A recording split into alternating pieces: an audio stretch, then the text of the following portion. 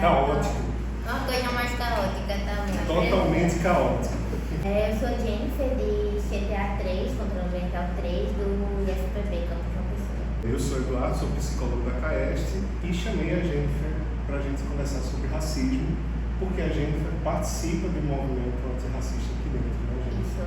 A gente se juntou, vários colegas que passam por situações parecidas, para começar a se movimentar e ver o que conseguimos mudar nessa instituição, em prol nosso e dos nossos colegas.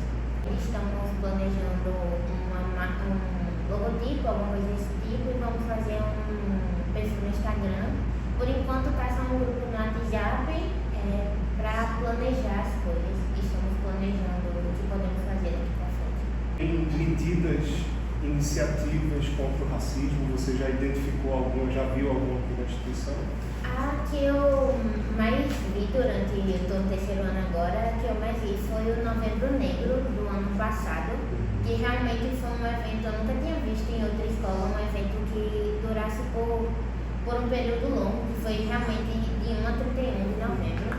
Fora isso, eu não vejo, admito que não vejo tantas medidas e tanta atenção assim. Eu acho que deveria ter mais, não vejo tanto quanto deveria. Tanto da instituição quanto os professores em si falarem mais nisso, é muito raro ver isso aqui na instituição.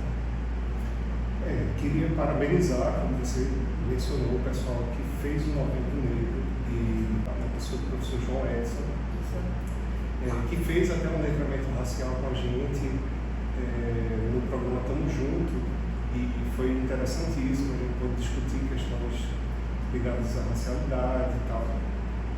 Mas eu também sinto que é pouco, sabe? Restringir a consciência racial ao mês do ano é uma coisa que me perturba um pouco. Eu não sei se você sabe, mas esse é um tema transversal. Ele deveria estar contido nas aulas. Mais presente. Mais presente. Por exemplo, falando agora, as únicas matérias de professores, as únicas matérias que eu me recordo foram, no máximo, filosofia e sociologia e história, que são as matérias humanas e que falam mais disso. E nem elas tratam de forma muito abrangente. É tanto que no segundo ano, quando eu tive prazer de ter aula no terceiro ano agora com o João Edson, foi a primeira vez que eu vi um professor que não é dessas 3 matérias abordar isso. Então ele trouxe textos, ele trouxe contos de artistas negras, principalmente uma artista muito conhecida que é Conceição Evaristo. Ele trouxe para falar os contos, então ele conseguiu interligar muito bem a matéria dele, literatura, com um assunto que não é muito falado na escola. Então eu acho que seria uma metodologia muito importante de se abordar e se implementar nas outras disciplinas. Não é querendo jogar confete, mas já jogando, parabenizar o professor João Edson. E ele está atualizado, né? Ele é um assunto que ele tem propriedade, que ele sente na pele, né? Exatamente. Então ele tem propriedade e ele faz isso em sala de aula porque ele já tem essa consciência. Mas, como você disse, é uma coisa que ainda fica, a gente no IF ainda fica devendo isso em sala de aula. Pelo Tamo Junto, não sei se você chegou a ver esse projeto? Eu participei por um tempo, depois foram canceladas, eu acho, as aulas ou a promoção não deu mais, mas eu participei por um tempo. Você chegou a ver algum Tamo Junto sobre o tema de racismo? Não. Saúde mental em relação a notas e lidar com a rotina da escola, mas letramento racial não consegui ver nenhum. Cheguei a fazer algumas entradas em sala de aula falando sobre racismo. Eu acredito que eu fiz umas 3 ou 4 entradas e é um tema difícil, não é um tema fácil. Aquele assassinato de um músico que estava com a família, levou 80 tiros de fuzil. E ele fez essa música, eu passei. E quando eu passei, a gente começou a discutir e chegou no ponto da violência policial. Nossa, foi intenso. Quando tem esse tipo de evento sobre conscientização, você só vai ver, grande maioria, pessoas negras prestigiando o evento porque é bom se sentir representado e se sentir acolhido nesse assunto. Mas, em compensação, nós não somos o público que devia estar assistindo isso. E então, querendo para uma pessoa que não sente o preconceito na pele de entender algumas situações, como o senhor falou desse aluno. Provavelmente ele nunca passou. Eu, por exemplo, nunca passei, mas em contrapartida eu tenho meu pai, que é um homem negro, e já passou desde muito cedo na adolescência muitas situações constrangedoras e problemáticas com policiais, exatamente, são coisas que são perceptíveis. Para quem passa na pele percebe que aquilo é uma situação de racismo. Então, realmente concordo. A polícia é uma instituição bem racista. Bem, não vou entrar nesse tema não, mas a questão das drogas, por exemplo, é uma política genocida, né? O Aécio Neves, por exemplo, você não vai ver na cadeia jamais. Nos Estados Unidos a gente teve o caso de George Floyd, não sei se você acompanhou esse caso, de um policial que asfixiou um sujeito negro chamado George Floyd. Foi confusão, quebra-queda, o pessoal saiu na rua tocando fogo em carro, quebrando um prédio para protestar. É uma questão absurda. E o que mais falando nessa questão de que é uma coisa que não é dada muito palco, muita atenção, principalmente aqui, porque, como eu estava falando com os colegas, já virou uma coisa de que é tão frequente na nossa dia a dia, na nossa sociedade, que as pessoas olham de forma banal para esse tipo de caso, como se não é porque acontece frequentemente que é uma coisa natural, que você olha e diz, só mais um caso, só mais uma estatística, uma numeração, coisa desse tipo. É cruel a gente naturalizar, a gente banalizar esse tipo de situação. Então, aqui no IF, você já ouviu falar de alguma situação assim? Já algumas comigo, eu nunca sofri nenhuma diretamente, mas como já havia falado antes, outros colegas já sofreram situações tanto de se sentirem um tratamento diferente relacionado a outros profissionais, piadas racistas que foram normalizadas, como brincar com o cabelo, com a cor, ou qualquer outro tipo de religião também, que é outro tópico que se aborda muito. E são casos de piadas sobre cabelo, comentários pejorativos, comentários sobre religião, ou até associações a situações bem mais pesadas e complicadas, de pessoas que aparentemente apoiam regimes autoritários e preconceituosos, consequentemente.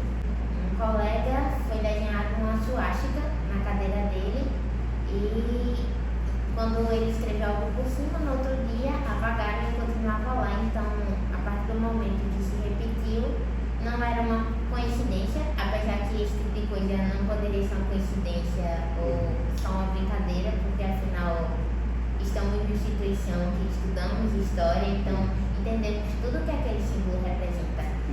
E isso preocupa, porque ele se incomodou, mas do mesmo jeito que você pode dizer, é só um desenho na cadeira, mas esse desenho representa muita coisa e se for com ele hoje, pode ser com qualquer um em outro dia. Então, E será? Se a escola não fizer nada para podar esse tipo de iniciativa. Pensamento, exatamente. E isso, garanto que não, traz uma segurança porque a instituição, a escola, é para ser um lugar de acolhimento e segurança para os seus alunos. E a partir do momento que você vê um tipo de atitude dessa vida de um aluno, e quando vemos que os profissionais, alguns profissionais botam o termo jogar para debaixo do tapete esse tipo de situação, houve o medo de que e se acontecer com mais alguém e ninguém mais escutar. Então, essa falta de atenção a esse assunto traz uma insegurança e uma questão de até alunos sentirem medo na instituição, por medo de sofrer qualquer tipo de violência, seja ela verbal ou até física, que pode passar. Aquela suástica desenhada já é uma violência muito grande. Sim. Já é uma coisa muito grave e muito séria. Isso precisaria mobilizar imediatamente a escola inteira para falar sobre esse assunto. Então, esse povo está perdendo a vergonha de ser nazista, está sendo nazista em público, está orgulhoso de ser nazista. Porque como eles veem que, infelizmente, nosso país não tem as melhores leis ou as melhores medidas para se tomar, não coisas realmente rigorosas, eles sentem a liberdade. E fica aquele negócio. negócio, enquanto grupos que oprimem outros se sentem liberais, esses grupos que já são oprimidos se sentem cada vez mais apagados sobre sua voz. Grupos preconceituosos tomam mais voz e agem com essa naturalidade publicamente, eles, de certa forma, oprimem mais os grupos que sofrem esse tipo de preconceito. Então é preocupante. Extremamente preocupante. Extremamente preocupante. Qualquer pessoa que nasce com a minha cor, com minhas características, já nasce sabendo que você pode a qualquer momento sofrer uma situação, como eu já sofri várias no meio da rua. Mas outra coisa é você entrar dentro da sua escola e dizer, não, aqui é um ambiente seguro. E um dia qualquer você vê uma suástica desenhada na cadeira. É assustador. Vamos fazer um quadro aqui que eu acabei de inventar. E se você fosse a diretora da escola, Jennifer? O que é que você faria em relação a isso agora? E essa situação, primeiro eu acho que eu começaria de agora a organizar algum tipo de evento com idas às salas de aula para falar sobre esse assunto e ver a opinião dos alunos sobre isso, porque pode ter aluno que não faz a mínima ideia do que isso aconteceu e porque isso também, quanto mais informação você sabe, mais pessoas você junta a ter consciência contra isso. Uma roda de conversa que é uma coisa mais... Um podcast. Uma coisa mais tranquila, mas falar sobre esses assuntos com os alunos, porque é importante pessoas que não estão por dentro dessa situação saberem e tanto para que as pessoas vão tomando consciência. Um ensino médio que tem consciência sobre as coisas está brincando ou falando muito sério e representando e apoiando regimes autoritários e preconceituosos dentro da instituição, onde existem cotas raciais, existem cotas de renda e escola pública. Então, já que a instituição preza sempre e tenta prezar, pelo menos mostrar a imagem de que é algo sempre inclusivo em relação às coisas, eu acho que um ponto é mostrar isso na prática. De maneira formal, a instituição combate o racismo, mas... A realidade é outra. Exatamente. Uma coisa é no papel ter, não concordamos com reações, brincadeiras de qualquer coisa racista, preconceituosa, intolerância religiosa, mas outra é na prática, quando acontece. Não se faz nada, como foi o caso de que fazem, eu acho, 2 semanas, já 3, que esse desenho da suástica e até agora não chegou nenhuma movimentação, não chegou nenhuma notícia. Mas essa movimentação desse podcast agora, com certeza ele é uma resposta à sua solicitação. Então imagine o pensamento de quando a gente vai fazer uma coisa que é muito mais pesada, que é a instituição negligencia e bota para debaixo do tapete situações racistas, e racismo é crime. Então, eles não vão querer levar isso para frente, porque é algo que sempre é jogado para debaixo do tapete, ou sei lá, 1, 2 dias, uma palestra ou outra sobre o assunto, mas não é algo que vai ter atenção, não se não for feito por conta própria. Então, é realmente algo que, se a gente não se movimenta entre si, juntar os alunos, juntar com pessoas de instituição como o senhor, Pamela, que escutam e dão atenção a esse tipo de movimentação, nunca vai acontecer por anos e anos, e se não piorar a situação dentro da instituição, entende? Que é a tendência, né? Que é a tendência. Já que apareceu uma suástica, A tendência é piorar, exatamente. Está piorando. E o movimento Red Pill ele se tornou ele se mostrou uma parte de um fenômeno muito maior, que é um movimento político nazista. Então, o racismo ele é parte do capitalismo. É por isso que a gente diz que o racismo ele é estrutural. Porque tem uma parte para cortar e aquelas partes em que a gente fala mal de Éfano, tem que cortar. Perde emprego, pegou a vaga da escola, e já é outro tópico que puxa para o racismo estrutural dentro dessa instituição, porque todos os eventos são bem divulgados dentro do perfil do IFPB, tanto oficial quanto do João Pessoa, e dia 22 de outubro, e não se foi falado nada, não se foi divulgado nada sobre o evento. E não é um evento pequeno. Ano passado foi um evento de 1 mês. Foi um evento de 1 mês. Então, muito esvaziado, não sei se você participou de algumas oficinas. Algumas são, depois de o Edson saiu, que era o coordenador do NEAB, não foi outra pessoa, não assumiu o cargo dele, então o NEAB, o perfil do NEAB também parou de parado, morto, e não se fala nada, não se se movimenta nada e acaba que como é que você vai ter visão e dar voz para esse tipo de movimentação se você não começa, por exemplo, mobilizar os alunos e dizer, olha, se juntem, do mesmo jeito que teve, se juntem nos grupos de feira de ciências para apresentar um projeto, porque não divulgar, se juntem se vocês quiserem apresentar alguma coisa relacionada à consciência negra, sobre religião, sobre cabelo, sobre cor, qualquer coisa. Ninguém movimenta nada. A gente começou a lembrar disso e pedir ajuda a vocês e a outras pessoas para se movimentar, porque a gente quer ver. Quem sente esse tipo de coisa de racismo na pele sabe o quanto a representação e dar voz para esse tipo de coisa é importante para a gente. Eu participei do evento no ano passado, eu desfilei num dos dias, no encerramento, e foi muito importante para mim. Foi a primeira vez que eu participei numa escola que eu vi um movimento sobre conscientização negra que realmente teve movimentação, o pátio estava cheio, veio gente de fora. Então, é triste ver o evento bonito que tivemos ano passado, mesmo que teve algumas partes que não tiveram muita atenção, ver que o evento não está sendo nem pensado, vamos dizer, esse ano. Então, é algo triste ver uma iniciativa tão bonita que era fazer o Novembro Negro se apagando aos poucos. E infelizmente, se não for reacendido ou repensado, a tendência é ano que vem não saberem nem que novembro é dia da consciência negra, porque ninguém fala, acabou. Nenhum professor vai falar sobre isso, nada. Essa é a parte preocupante. Seria interessante que vocês fizessem por vocês. E isso seria maravilhoso, porque além de tudo teria um protagonismo estudantil na centralidade, que é uma coisa que a instituição também tem muita dificuldade de dar protagonismo para vocês.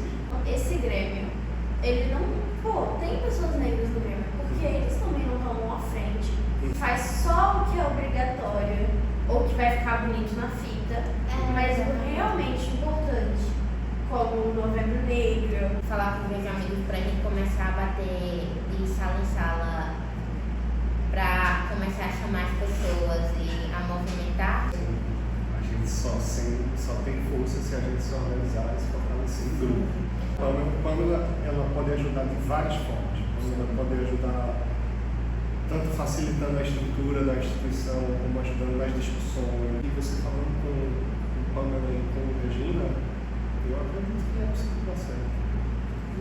E aí vou fazer um Novembro Negro decente, de verdade, cheio de manifestação cultural, cheio de exibição de vídeo. A gente estava procurando ver se fazia oficinas, coisas relacionadas à cultura negra, por exemplo, tem muitas meninas daqui que fazem dança, como uma coisa cultural de pessoas negras, fazer uma oficina para ensinar, aprender a fazer dança, falar sobre religião, botar, para fazer pintura, para apresentar, realmente movimentar para as pessoas começarem a conhecer e dar pelo menos um pouco de visibilidade. Não precisa ser algo super elaborado, mas ao menos coisas básicas. No passado veio o pessoal do Quilombo com artesanato, então trazer pessoas que precisam dessa visibilidade e ações que precisam dessa visibilidade. Tem muita ideia boa para fazer e aplicar nessa coisa.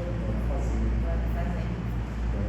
E obrigada por dar ouvidos e conversar. Eu que agradeço você ter participado, agradeço demais. Muito obrigado.